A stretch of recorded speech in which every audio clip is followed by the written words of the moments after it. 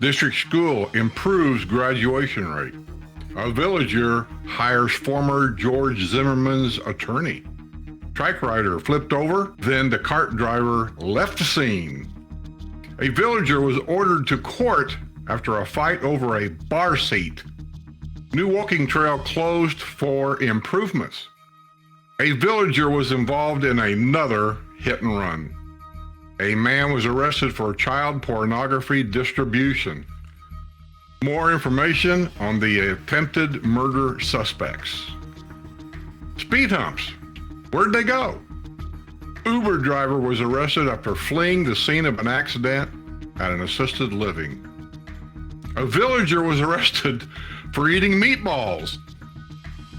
And pull the plug on Rocky and Rollers. This and more. Keep watching.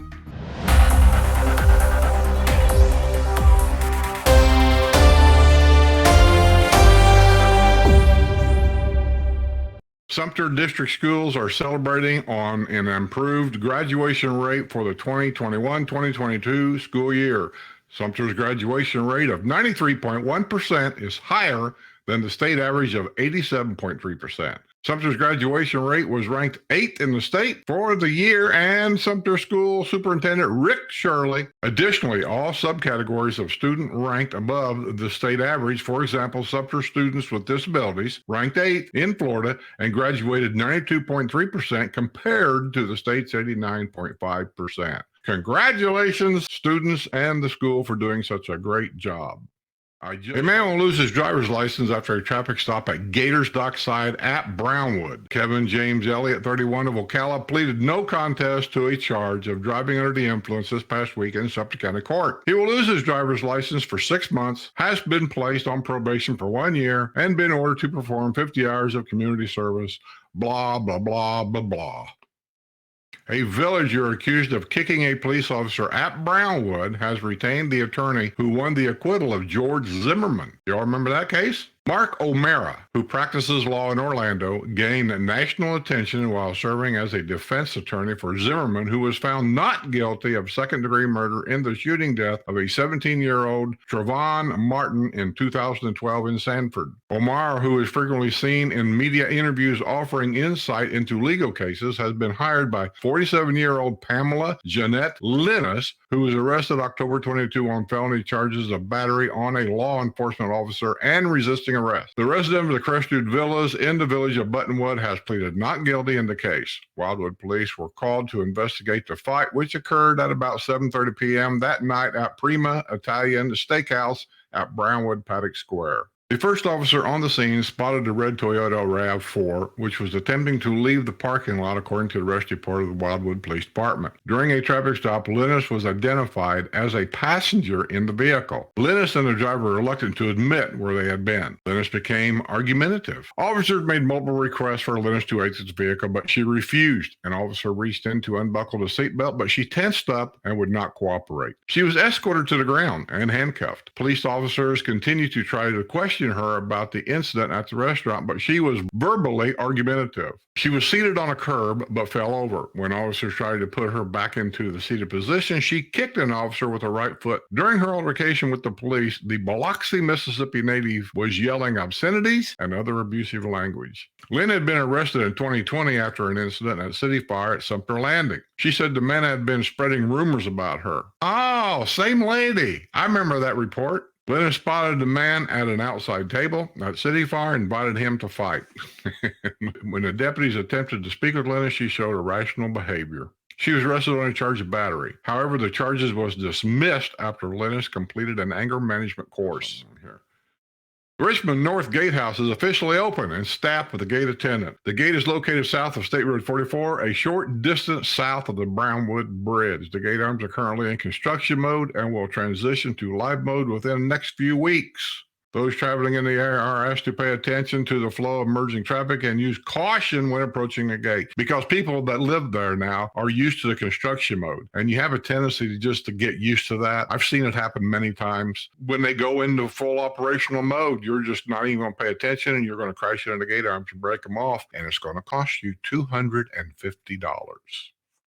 A golf cart driver took off after forcing a villager to flip her low rider trike on the multimodal path. Anne Marie Malott, 72, who lives in the village of Dunedin.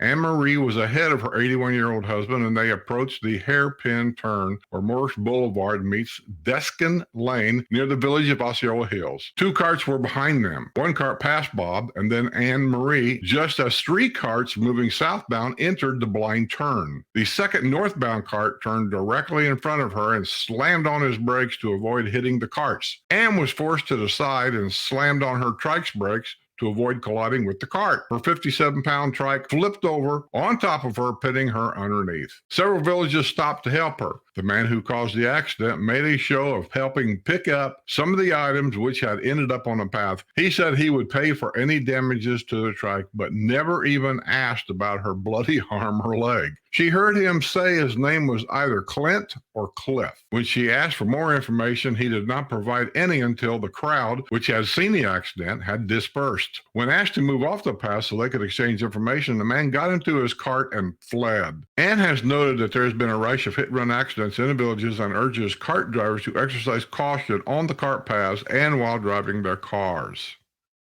Is riding these things on the cart paths, bicycles and these things, is it legal? Yes.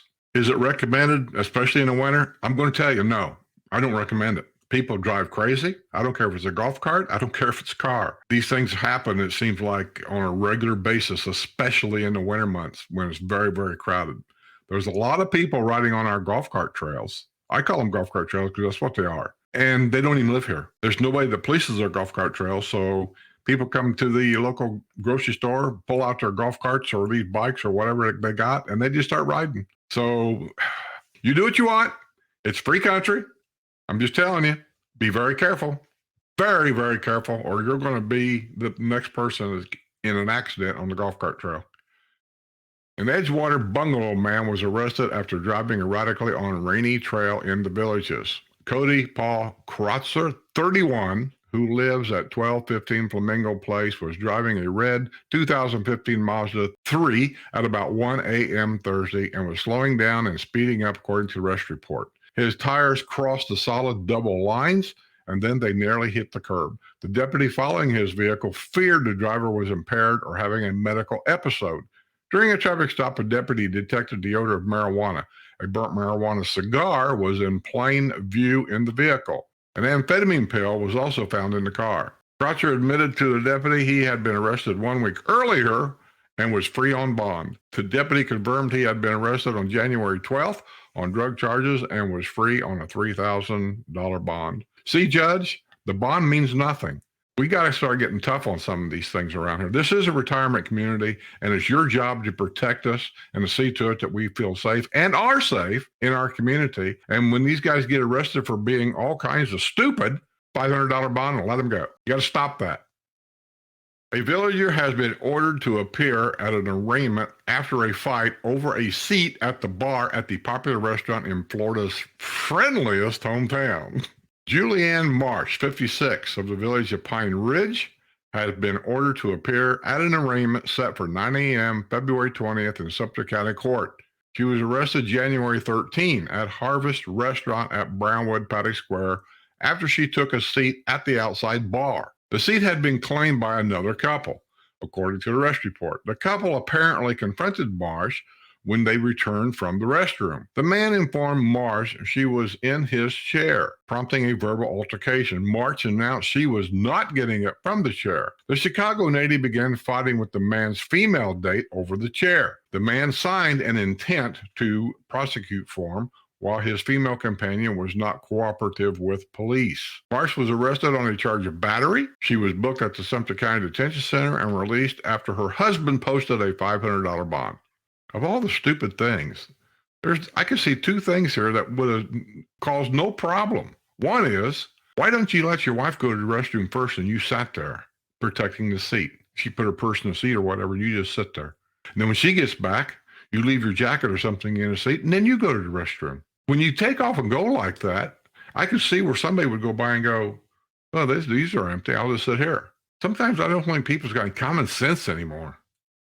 Officials have expressed concern after the recent closure of the new walking trail at Lake Meona. Assistant Director Manager Brittany Wilson said the Black Lake walking path was closed for a few days this past week for warranty repairs. She said some settling was expected with the flexi pave path and that was accelerated by recent bouts of wet and cold weather, and we have had that. It was expected due to hard freeze and rainfall. It has been rectified. The work has been completed.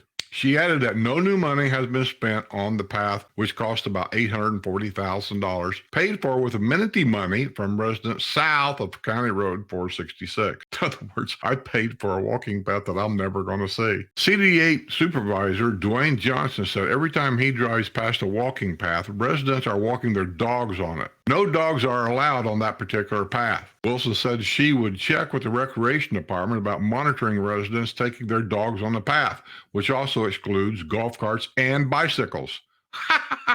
I mean, that's Rohan. Rohan's the head of the Parks and Recreation Department. He'll do nothing. Here's what's going to happen. Let's take some more amenity money and buy some signs, have some signs made. And we'll put some signs along the path saying no bicycles and no dogs. That's how they're going to monitor that trail. Useless. Some of these people working around here are useless.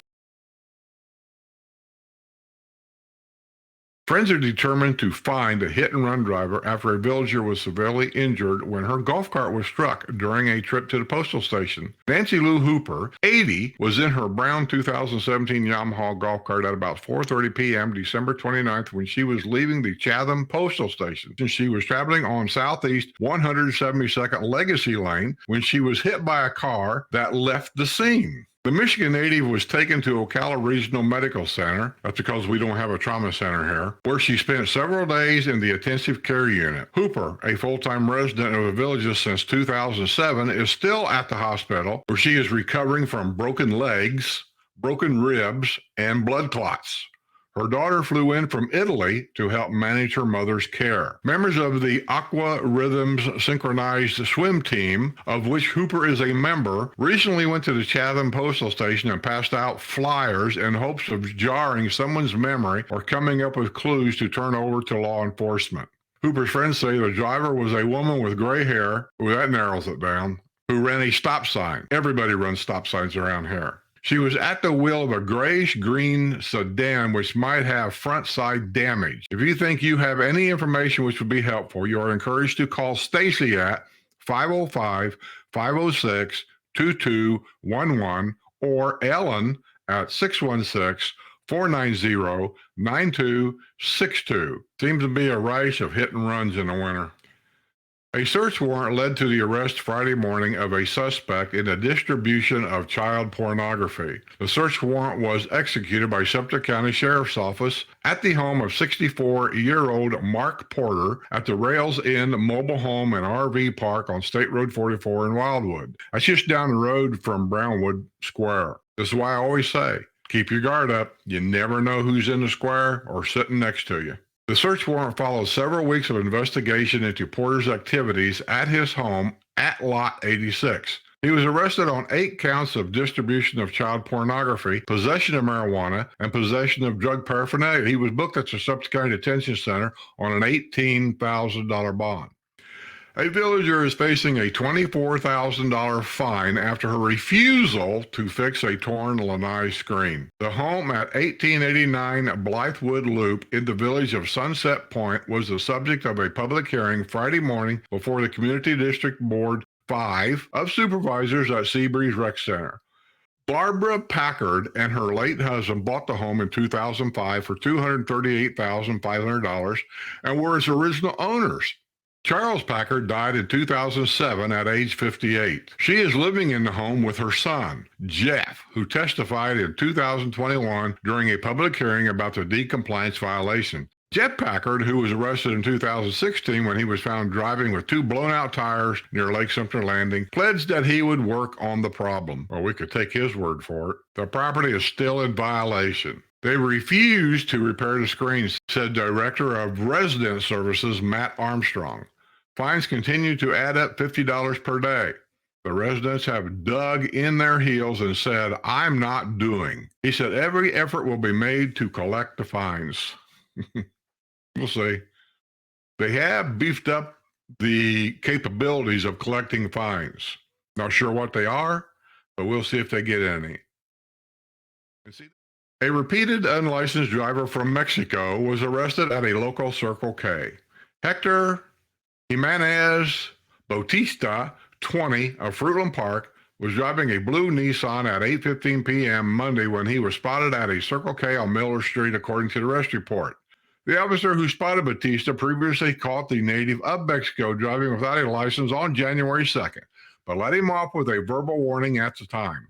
Why?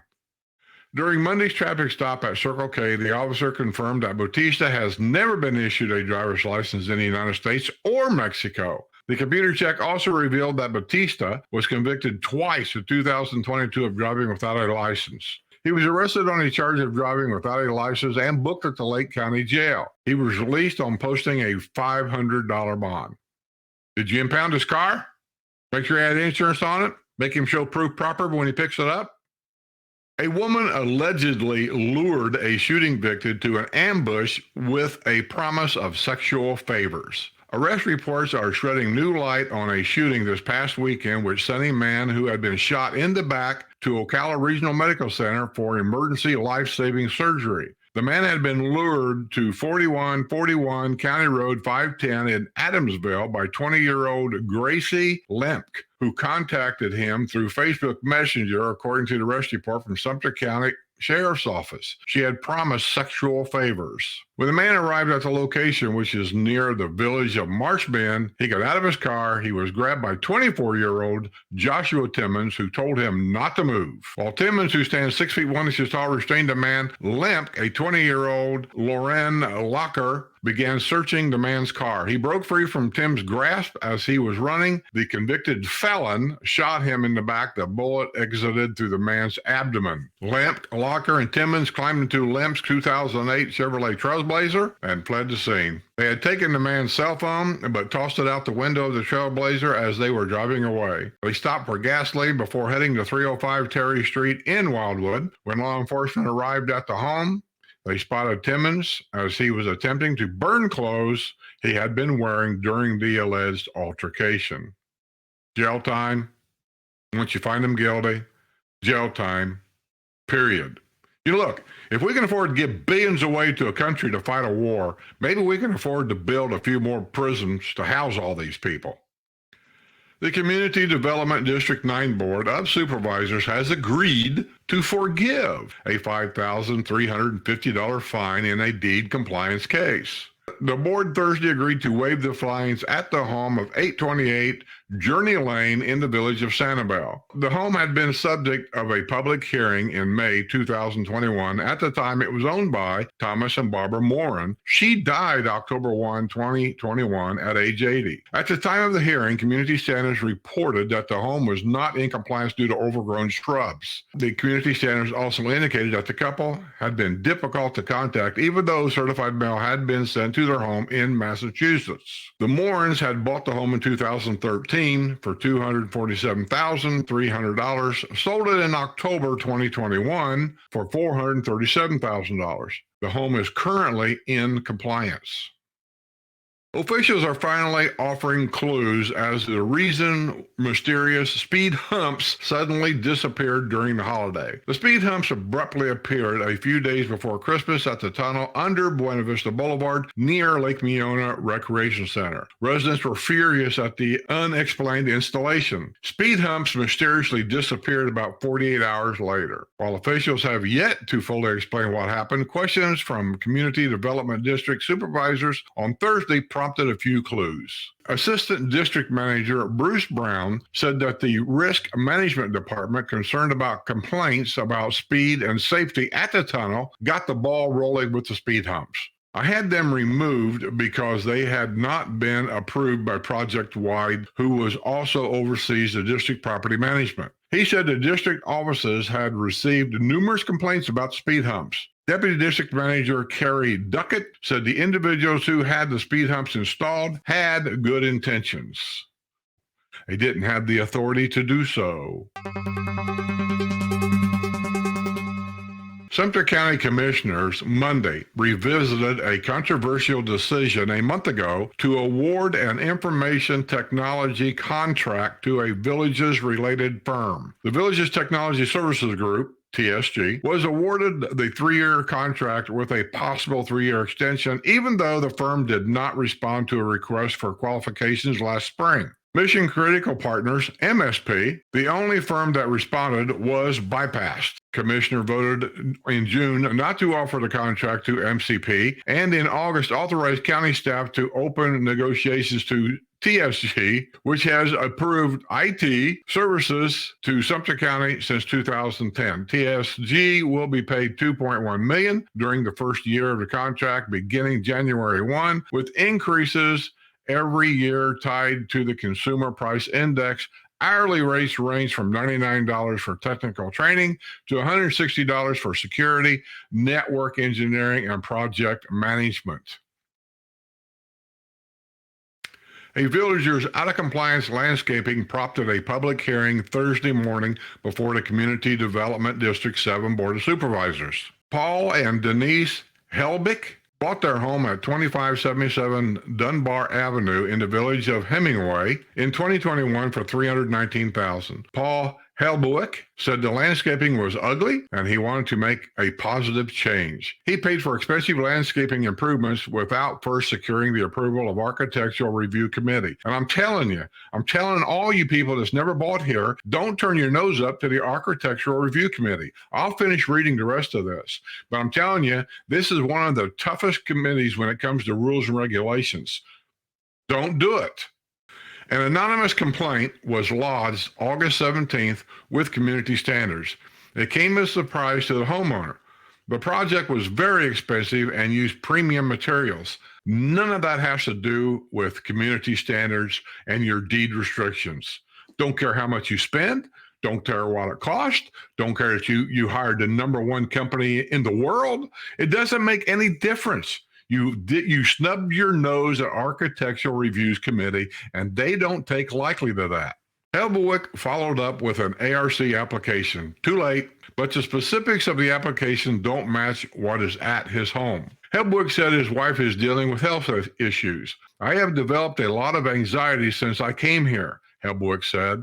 It don't matter. He also claimed the property was not in compliance when he bought the house. Probably. My heart goes out to you, but the rules is the rule. We really can't make exceptions because then we open Pandora's box and there are 10,000 residents in District 7. The board agreed to give Helbig 90 days to bring the property into compliance. Helbig was not happy with the board's decision. I could open Pandora's box by going through my neighborhood and reporting all of the violations. You could. He applauded Community Development District 5 supervisors who stopped accepting anonymous complaints. Some districts have the fortitude not to accept anonymous complaints, he said. He just wanted to argue. He just wanted to throw insults.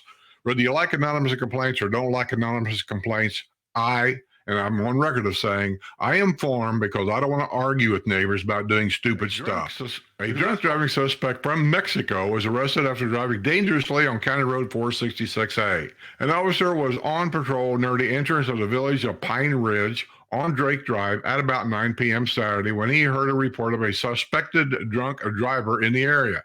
A 911 caller had reported seeing a DUI suspect vomiting in a trash can before re-entering a vehicle and driving on County Road 466A. The officer spotted a black Dodge Dakota, which was drifting into another lane of traffic, forcing another motorist to yield to avoid a collision. The traffic stop was initiated near the intersection of County Road 466A and Micro Racetrack Road. The driver was identified as 33-year-old Jacobo Vasquez Hernandez of Leesburg. He provided the officer with a Mexican passport and spoke very little English. His speech was very slurred, and an open Modelo beer bottle was spotted in his vehicle's cup holder. A Leesburg police officer responded to the scene to assist in translation. Hernandez was on the phone with his wife, and he was asked multiple times to end the call. He was unable to participate in field sobriety exercises, despite being instructed how to do it several times. He provided breath samples that registered .248 and .247 blood alcohol content. He was arrested on a charge of driving under the influence and driving without a license. He was booked at Lake County Jail and released after posting a $1,500 bond. That's what the phone call was about, telling his wife to get some money, baby. You're going to have to come and bail me out because these American rednecks is fixing to put me in jail.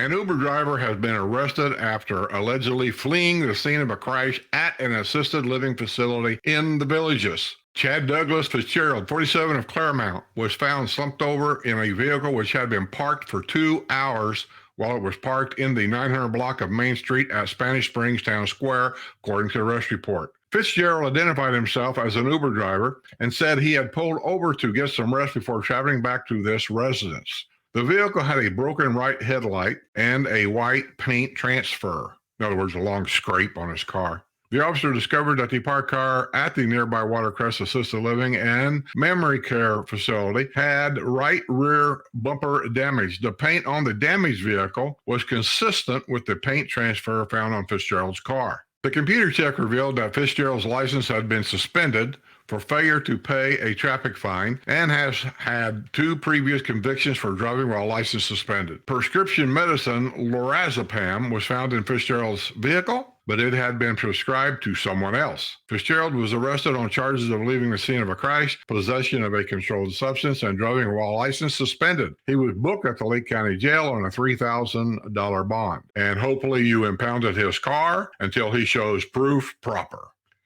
A villager was arrested after eating meatballs at a deli at a Publix grocery store. The poor girl was hungry. Sherry Lynn Bester, 59, who lives on the historic side of the Villages, went to the Publix at La Plaza Grande at about 4:30 p.m. Tuesday and headed for the deli with her boyfriend, where she selected a package of meatballs. She opened the package and began eating the meatballs in the deli, according to the arrest report. Bester and her boyfriend had no money and no form of payment for the meatballs. Store manager told police that Publix wanted to press charges in the case. The meatballs were valued at $5.51. Bester was arrested on a charge of retail theft.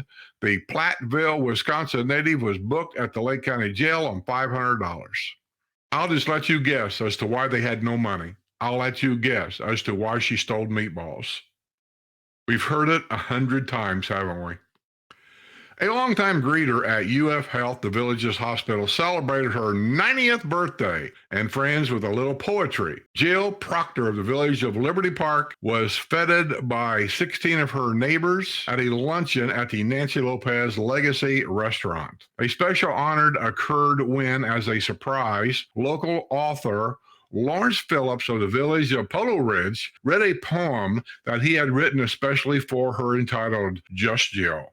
She had moved into Florence Path in 2005 in Liberty Park and was always smiling and a great neighbor and friend. She moved to Sarasota briefly and returned to live around the corner on Darlington Drive 3 years ago. She had been a volunteer at the Villages Hospital, greeting visitors at the front desk for many years. She continues to play golf and is on the Darlington Shuffleboard team. Originally from Michigan, her lucky number is 4. She has 4 daughters, 4 son-in-law, 4 grandchildren, and 4 great-grandchildren.